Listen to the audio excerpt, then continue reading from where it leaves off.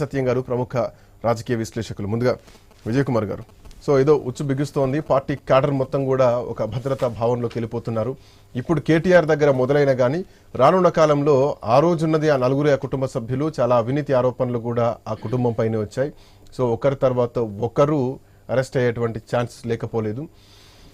ఇది సియోల్లో చెప్పినటువంటి ఆ బాంబు కొంచెం లేటుగా పేలుతున్నాయి. సో రాను రాను ఇంకా పటాకులు వేలే ఛాన్సెస్ ఉన్నాయి అన్నది కనిపిస్తోంది. ఓవైపు స్థానిక సంస్థల ఎన్నికలు, గ్రామ పంచాయతీ ఎన్నికలు ఉన్నాయి. సో ఈలోపు అరెస్టులు జరిగితే పార్టీ క్యాడర్ పరిస్థితి ఏంటి, ఏం జరగబోతోంది అన్నది ఒక చర్చ. ముఖ్యమంత్రి రేవంత్ రెడ్డి గారు తెలంగాణలో కాంగ్రెస్ పార్టీ అధికారంలోకి వచ్చి దాదాపుగా 13 మాసాలు పూర్తయినది. వారు ఏ బాధ్యతతో ఈ రాష్ట్రంలో అధికారంలోకి వచ్చినారు? ప్రజలకు ఇచ్చినటువంటి హామీలు 6 గ్యారెంటీలు, 13 అంశాలు, 420 హామీలు. ఈ హామీలు ఒక అర గ్యారెంటీ మాత్రమే ఈ ప్రభుత్వం అమలు చేస్తూ ఉంది. ఇప్పుడు అది ఫ్రీ బస్ అని చెప్పి అది కూడా అరకొరగా బస్సులు నడుపుతా ఉన్నారు. వీళ్ళు ఇచ్చినటువంటి ఏ గ్యారెంటీలు కూడా అమలు చేయకపోగా ప్రజలను కన్ఫ్యూజ్ క్రియేట్ చేస్తూ ఈరోజు ఒక డైవర్షన్ పాలిటిక్స్ కి పాల్పడతా ఉన్నాడు ముఖ్యమంత్రి రేవంత్ రెడ్డి గారు. ఎందుకంటే వారు ఇచ్చినటువంటి ఏదైతే వరంగల్ రైతు డిక్లరేషన్ ఉందో రాహుల్ గాంధీ గారిని తీసుకొచ్చి వరంగల్ రైతు డిక్లరేషన్ లో అనేక హామీలు రైతులకు సంబంధించినటువంటి ఇచ్చినటువంటి ఇది కాంగ్రెస్ పార్టీ అభయహస్తం. ఇది వారు చాలా హామీలు ఇచ్చారు వరంగల్ డిక్లరేషన్ లో, కానీ ఎక్కడ కూడా 2 లక్షల రైతు రుణమాఫీ పూర్తి స్థాయిలో రైతు రుణమాఫీ జరగలేదు. అదేవిధంగా కేసీఆర్ గారు తెలంగాణ తొలి ముఖ్యమంత్రి హామీ ఇవ్వకపోయినా రైతుల కోసం రైతు బంధు అనేటువంటి ఒక పథకాన్ని తీసుకొచ్చి దాదాపుగా 70,000 కోట్ల రూపాయలు డైరెక్ట్గా రైతుల అకౌంట్లలో 12 సార్లు ట్రాన్స్ఫర్ చేసినటువంటి గొప్ప రైతు బాంధవుడు కేసీఆర్ గారు. వీళ్ళేదో మేము వాళ్ళు 10,000 ఇచ్చినారు సంవత్సరానికి, మేము 15,000 ఇస్తామని చెప్పేసి అడ్డగోలుగా హామీ ఇచ్చి ఈ దేశం ప్రతిపక్ష నాయకుడు పార్లమెంట్లో రాహుల్ గాంధీ గారితో కూడా అబద్ధాలు మాట్లాడించి పిసిసి అధ్యక్షుడిగా ఉన్నప్పుడు రేవంత్ రెడ్డి గారు 15,000 రూపాయలు రైతు బంధు రైతు భరోసా పేరు మీద ఇస్తామని చెప్పేసి హామీ ఇచ్చి ఈరోజు రైతులకు నట్టేట ముంచి మోసం చేసినటువంటి దౌర్భాగ్యమైన పరిస్థితి ఈ రాష్ట్రంలో చూస్తా ఉన్నాం మనం. సో రైతులు తిరుగుబాటు చేసేటువంటి పరిస్థితి ఉంది కాబట్టి దీన్ని డైవర్షన్ చేయాలనేటువంటి ఒక అక్కసుతో ఈరోజు రేవంత్ రెడ్డి గారు చేస్తా ఉన్నారు. కేటీఆర్ గారు చేసినటువంటి తప్పేంటి, ఇందులో ఏ రకమైనటువంటి అవినీతి జరిగింది, ₹1 అంటే ఒక్క ఆనా పైసా కూడా అవినీతి జరగలేదని చెప్పేసి మా పార్టీ వర్కింగ్ ప్రెసిడెంట్ కేటీఆర్ గారు ఆనాడు ఉన్నటువంటి మున్సిపల్ శాఖ మంత్రులు కేటీఆర్ గారు చాలా స్పష్టంగా చెప్తా ఉన్నారు. ₹1 కూడా అవినీతి జరగలేదని చెప్తా ఉన్నారు.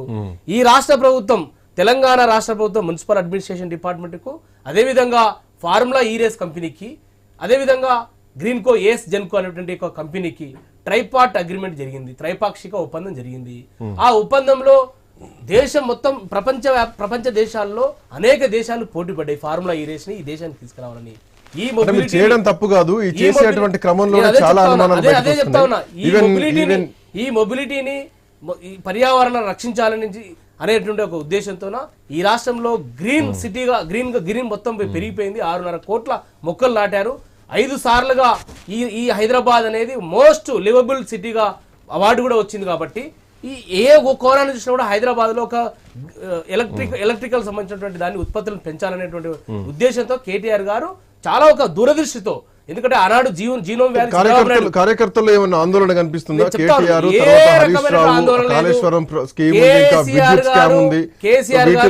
చాలా అవినీతి ఉన్నాయి,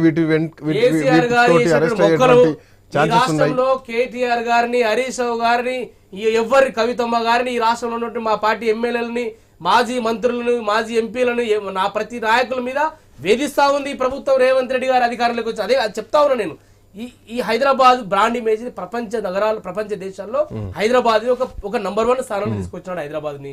అలాంటి ఒక అభివృద్ధి మేము కన్స్ట్రక్టివ్ మెథడ్ లో మేము వెళ్తే ఈయన రేవంత్ రెడ్డి గారు డిస్ట్రక్టివ్ మెథడ్ లో వీరు వెళ్తా ఉన్నారు. హైదరాబాద్ దయచేసి ఇప్పుడు ఇష్యూ అంతా కేటీఆర్ గారు ఉచ్చు బిగిస్తాను, మీరు రెడ్డింగ్ పెట్టారు. అసలు ఉచ్చు ఎందుకు బిగిస్తుందండి? ఇది ఉచ్చు బిగించాల్సింది ఊచలు లెక్క పెట్టిన వ్యక్తి రేవంత్ రెడ్డి గారు.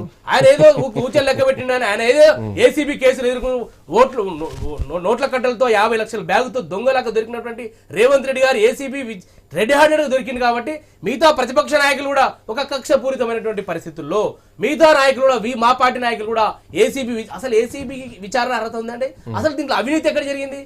హైదరాబాద్ ఒక ప్రపంచ పట్టణంలో నంబర్ 1 స్థానంలో కోర్టు కూడా అదే చెప్పింది కదా, లబ్ధిదారులు ఎవరో తేల్చాలనేదే కోర్టు చెప్పినటువంటి తేల్చమనే చెప్తున్నాం మేము. మా పార్టీ నాయకుడు వర్కింగ్ ప్రెసిడెంట్ కేటీఆర్ గారు కూడా విచారణకు ఏ రకమైన విచారణ చేసినా మేము సహకరిస్తాము అని ఆయన ఎలాంటి మంది మార్బలంతో లేకుండా ఒక సాధారణ పౌరుడిలాగా రాజ్యాంగాన్ని గౌరవించి చట్టాలను గౌరవించి ఏసీబీ తెలంగాణ పోలీస్ శాఖ ఇచ్చినటువంటి ఏసీబీ వాళ్ళు ఇచ్చినటువంటి నోటీసుని గౌరవించి మా నాయకుడు కేటీఆర్ గారు అడ్వకేట్లతో ఏసీబీ కార్యాలయానికి మొన్న వెళ్లారు.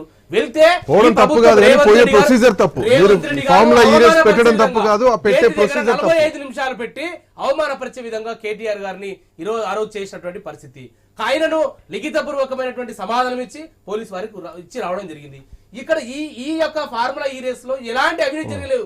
ఈ ప్రభుత్వం నుంచి అధికారికంగా 55 కోట్ల రూపాయలు లండన్ లో ఉన్నటువంటి ఫార్ములా ఈ రేస్ కంపెనీకి ఈ అకౌంట్ నుంచి ఆ అకౌంట్ కి వెళ్ళాయి, వాళ్ళు కూడా రిసీవ్ చేసుకున్నామని చెప్పి చెప్తా ఉన్నారు. మిగతా అమౌంట్ కూడా వినండి 9, 10, 11, 12 రేసులని ఒకరి 9వ రేస్ అయిపోయింది, 10వ రేసు కూడా నిర్వహించడానికి సిద్ధంగా ఉన్నామని చెప్పేసి చెప్తుంది. దురదృష్టవశాత్తు ఈ రాష్ట్ర ప్రజలకు దురదృష్టం కాంగ్రెస్ పార్టీ రాష్ట్రంలో అధికారంలోకి రావడం, ముఖ్యమంత్రి రేవంత్ రెడ్డి కావడం. దాన్ని ఆయన వచ్చి రాకంటే ముందే ఈయన ఆల్బర్ట్ లోంగ్ అని చెప్పేసి ఈయన ఎగ్జిక్యూటివ్ కంపెనీ వైస్ ప్రెసిడెంట్ ముఖ్యమంత్రి రేవంత్ రెడ్డి గారిని అధికారంలోకి వచ్చినట్టే డిసెంబర్ 13, 2023 రోజున ఈయన ముఖ్యమంత్రి గారిని కలిసినారు. మీరు మిగతా పేమెంట్ చేస్తే మేము మీ రేసు నిర్వహించడానికి సిద్ధంగా ఉన్నామని. ఈయన ఏదో రకంగా ఈయనని ఇబ్బంది పెట్టే ప్రయత్నం, ఆయనను వీళ్ళు ఆర్బిట్రేషన్ లో కేసు కొట్లాడుతా ఉన్నారు. నువ్వు కానీ కేసు విడ్రా చేయకపోతే నీ మీద కూడా కేసులు పెడతామని ఈ రోజు ప్రపంచ దేశాల ముందు తెలంగాణని చిన్న చేసే విధంగా, దేశ పరువు మంట కలిపే విధంగా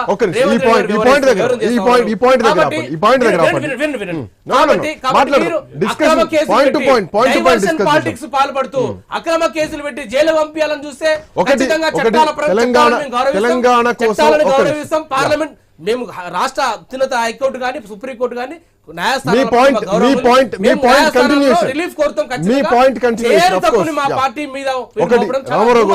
ఆయన పాయింట్ కంటిన్యూషన్ నుంచి